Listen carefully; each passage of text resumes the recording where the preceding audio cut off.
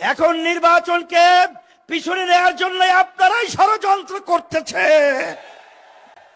এই সিগন্যাল কিন্তু আমাদের কাছে এসে গেছে, কিন্তু ভালো করে জেনে রাখেন, জনগণ তো আপনাদের পক্ষে মতামত রায় দেওয়ার মতো পরিবেশ নেই।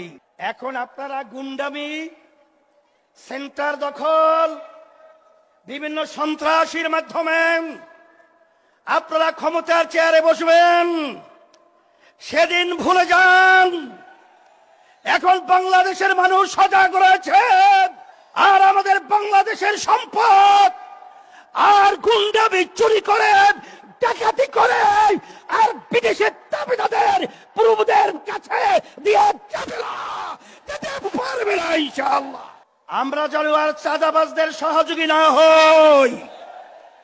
যারা মায়ের কোল সন্তান হারা করেন তাদের যেন আমরা সহযোগী না হই।